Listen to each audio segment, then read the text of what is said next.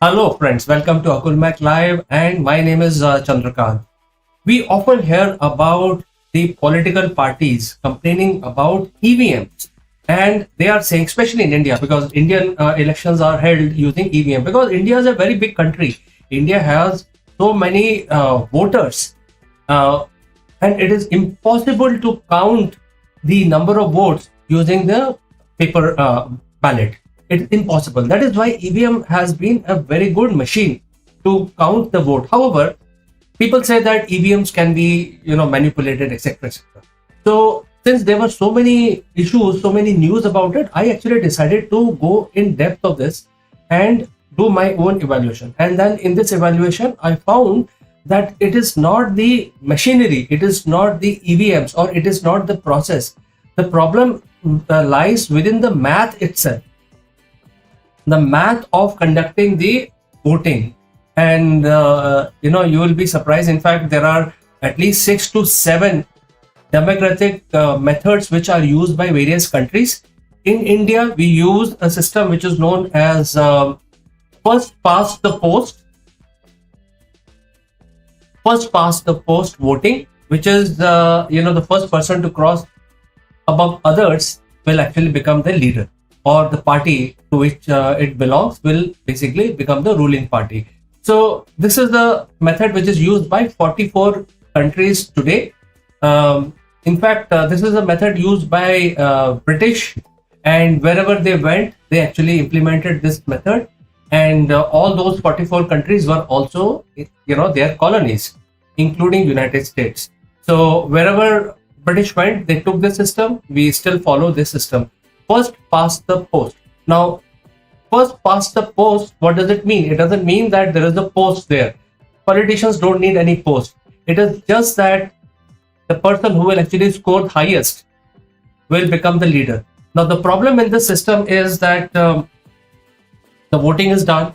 It supports the multiple candidates, multi-party systems, and it provides a lot of flexibility. However, since the method is the first one to pass the post itself is a little flawed mathematically. I'm not saying that from the process standpoint it is flawed, but from the mathematical standpoint it is flawed.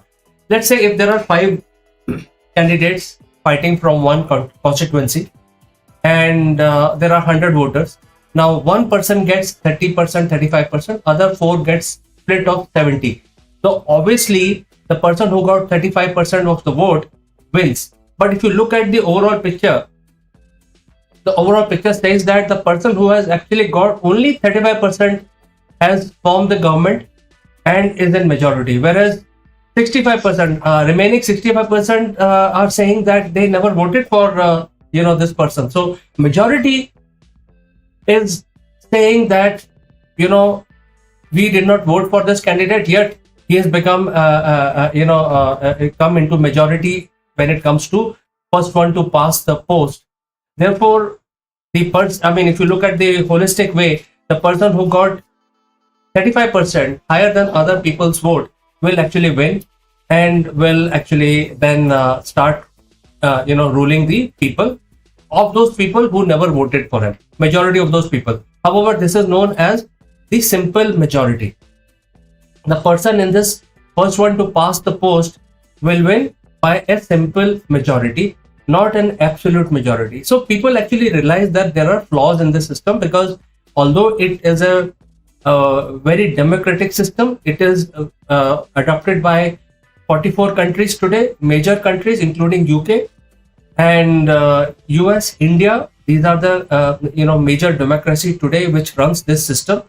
However, people are not satisfied after the result. Nobody is satisfied. So in order to solve this problem, a lot of mathematicians actually started coming up with new system. And this is not a new problem. This has been going for almost like 300, 400 years ago. People started developing new methods. So the next method that people came up with is the preferential voting system. Preferential voting system works in a way where you don't vote for one person. You actually give preference 1, preference 2, preference 3, preference 4. So if there are 5 candidates, you actually give the vote and you say that these are the preferences. Like candidate 1, I give first preference. Candidate 2, I give second preference, and so on and so forth. So whoever gets the first preference, highest number of first preference, wins.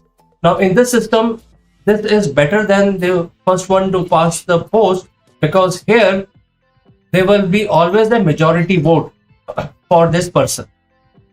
There will always be the people who have actually given the highest preference to that person will actually always win. So the majority people who have voted for preference 1 will always be satisfied, and there will be no sort of disharmony that, oh, I never voted for this person and yet he's the leader and he's running the government. However, statistically, if there are millions of people voting in this system, if there are a lot of people voting in this system, the statistical equations actually shows us there are gaps in this. There could be a swing after, if there are 3 votes. In fact, we can run these models statistically. 1 vote will swing, and in this model, in a preferential voting model, if somebody is saying that somebody is getting a lesser preference, but then there will be a swing, 1 voter who will actually swing the entire result, and it is very difficult to predict. In fact, there are mathematical models which can predict that when this swing voter will come and then make the swing of the entire election. So there will be 1 voter that will swing the entire thing, and candidate 3 who has got the majority preference at number 3 can become number 1 just by 1 swing, because this is all mathematical thing. Therefore, this is something which can be worked upon, and therefore there are flaws in this system as well. Many countries use this system where the preferential voting is used, although I feel this is a very good system, and a country like India must upgrade to this system where there are multiple candidates. The voters will then be able to give their preferences, and the person who has got the highest number of preferential votes will actually become the leader. So this is something which India needs, in my opinion, but I would like to know from you, what do you think? However, there is a third method also. The third method is known as majority electorate system. Now, in this system, what happens is that the voter will actually start giving preferences, also start giving negative preferences. So, for example, if there are 10 candidates or 5 candidates, number of candidates are there, and the voter goes to the polling booth and says that, okay, I want these 3 people in terms of preference, 1, 2, and 3, to lead my country, my department, etc. However, there are other 3 candidates whom I do not want at all, and you actually give the negative marking to that person. So you can say -10, -5. You don't want that, so you start doing rating. You start giving negative marking for that person whom you do not prefer at all. So this is the majority electorate system which comes in the picture, and this is the best system mathematically, because there will be no discrepancy. Whoever has got the highest number of preferential votes and the aggregate of the negative marking they got, ultimately whoever wins will become the leader of that nation, leader of the party, etc. Now these are the 3 systems that I have worked upon. There are others also.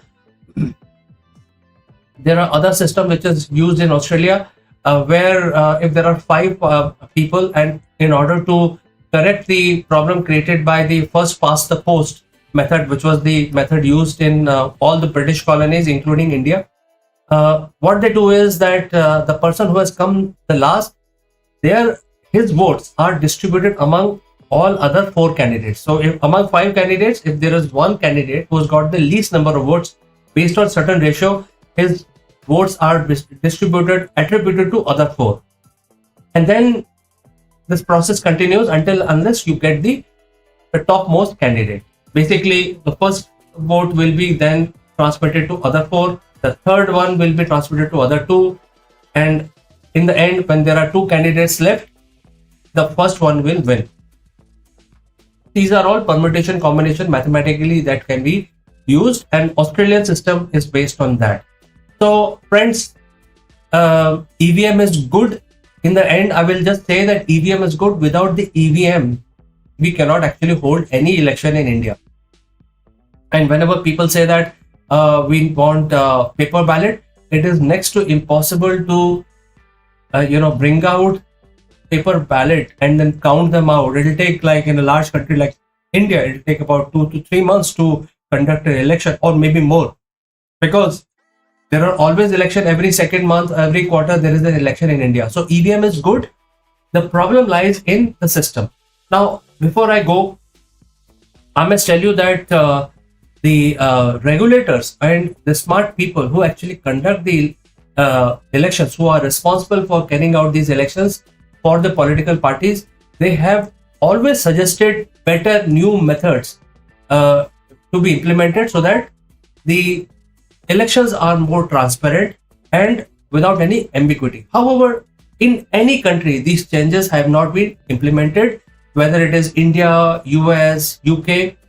It has not been implemented because people don't want to do change for good.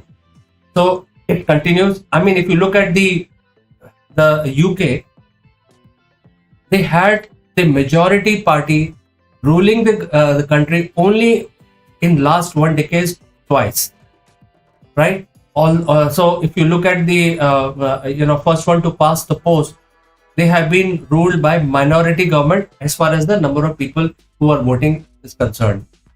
People who are getting less than 50% votes are actually becoming the leader of those countries. So there are definitely flaws. The regulators are suggesting new methods, but then adaptation of these new methods are always suppressed, and the world continues.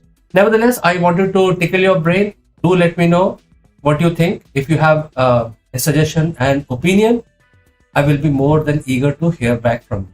Thank you for watching. See you in the next one. Bye for now.